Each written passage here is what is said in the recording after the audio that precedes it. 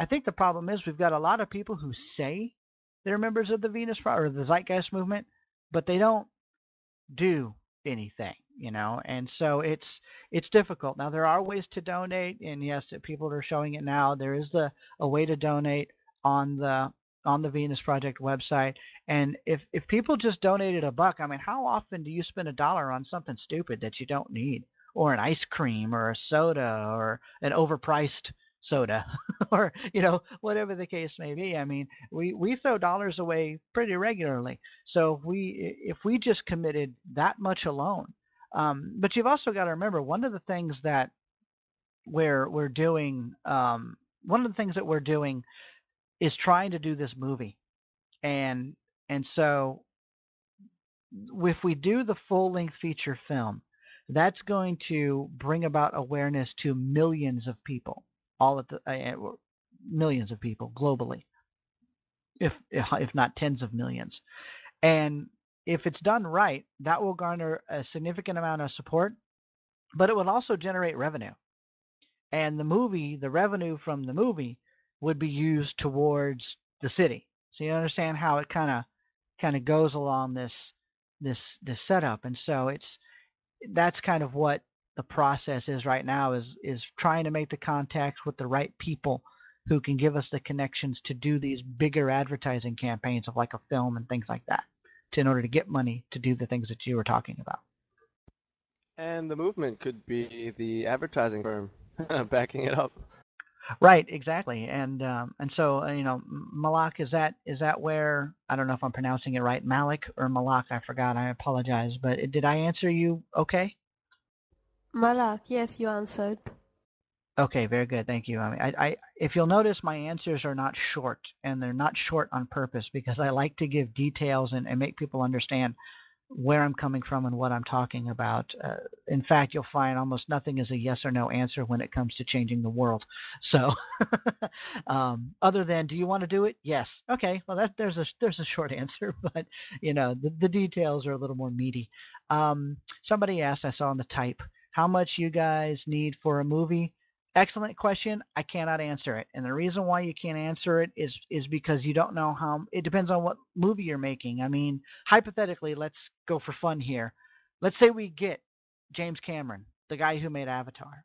Somehow we find a way to get a hold of him to do a big movie based on the Venus Project, right? That's probably going to be $1 billion movie, or at least maybe not $1 billion, but maybe a couple of $100 million.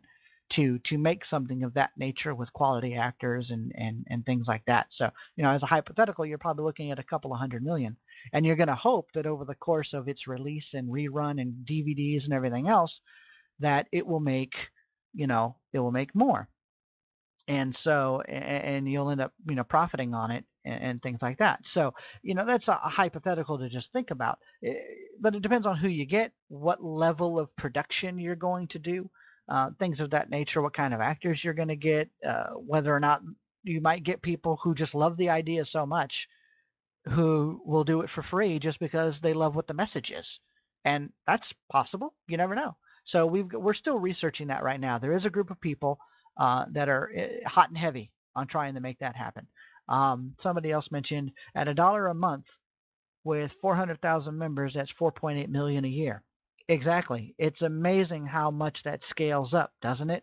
And so let's just look at another perverse set of numbers if we want to play with math a little bit. How many people watch Zeitgeist Addendum? Like 50 million or something like that, I want to say. Now let's say half of them hated it and the other half of them loved it, which is probably a good, because you got the debunkers and the bunkers and the schmucks and the people who will fall for anything and love everything and all that. So let's say you got half of that. Imagine if they just donated $1. If you had 25 million people donating $1, imagine what we could do to prove our case. And you're going to need money at some point anyway. So, we've got to try to figure out a way to make everything happen properly. But it really involves getting in a more involved group of people who support the movement, not just in name only, but actually, as cliche as it sounds, putting their money where their mouths are. If they really believe in the vision of the Venus Project, at some point, we're going to have to get a buck or two out of the masses to buy what we need to get to prove our point. And then once we prove it, we say, now you don't need money to do this. You can do this by just using the resources that you have available as a nation, or whatever the case may be. And then we can start getting nations to come over. Doug, I want to ask you, do any of the engineers that were featured in your film, are they aware of the Venus Project or the Zeitgeist movement? The first one I can think of off the top of my head that is aware is the guy from the Omega Garden facility, the rotating hydroponic gardens. I've actually personally talked to him, and he is aware of the Venus Project. Most of those other videos, no. Those are, I quite literally ripped them off of YouTube and put that thing together. I mean, what I did with our technical reality is what anybody could do if they took a day and just did some research and watched some random videos. It just so happens that I grabbed them, ripped them, converted them, and put them into one movie form. It's a little bit easier for people to get to. But everything that was there is on YouTube. Every single one of those videos can be found on YouTube. But the only guy that I know of specifically is Ted from Omega Garden. The rest of them, I've never had personal contact, so I really don't know if they do or not. I guess just to piggyback off that, how was the reception from Ted? Hey, how did he feel about it? Did he get the opportunity to maybe see the movies or read a little more on the website? Or well, he's I don't know. I mean, he's a struggling businessman. He's trying to do what he can, to provide food for the masses. But he also understands that abundance equals squat for market share. They're against each other, and we all know how that works. If you provide abundance, you automatically destroy the monetary value of something. It has intrinsic value, but it has no market value anymore. And so he's kind of in this funny position where he likes what we're doing and what we're all about, and he knows all about the Venus Project and everything.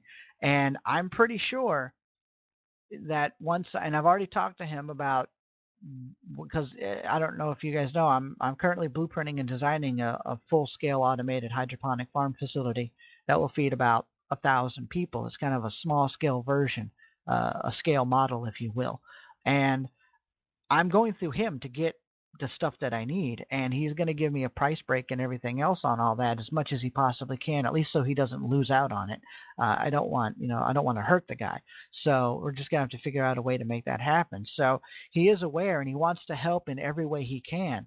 Now, I would venture to guess, and this is just a hypothetical, but I would venture to guess that if we did build a research center or a city, he would probably uproot himself and move and live in that city to help provide all the technical expertise to keep the hydroponic buildings going all the time. He just strikes me as the kind of guy that might actually do that if we had a city in place that he could relocate himself and his family to and basically just live there and not have to worry about money anymore. I think we're going to find a lot of technical people once we build the city, or once we start setting up the construction of it. They're going to want to uproot themselves and move into the city. You're going to kind of limit yourself as far as traveling the world because you're not going to have any money anymore. But you can still live in that city system relatively comfortably. I mean, if we really look at it, most people don't move around that much or travel as much as they would like. And if we can build one city and then we can build another city, then there could be travel between those two cities. We could come up with ways to make that happen. So because it's no money to no money. So that works. But it'd be kind of difficult to go from a no money city back into the quote unquote real world, because what are you going to pay for? But that's something that'll have to come out in the wash as we start getting further down the planning cycle. Hey, Doug, actually, again, to kind of piggyback off that, myself, I'm a bioenvironmental engineer at Rutgers University. And, I'm not an engineer yet, but I'm studying that as my major. And the next year will actually be my final year. I'll be a super senior, so to speak. And I'll be planning on doing a very large senior design project, basically like a capstone that, highlights all the knowledge I've gained over the last 4 or 5 years. And one of my ideas is I have 3 actually. One would be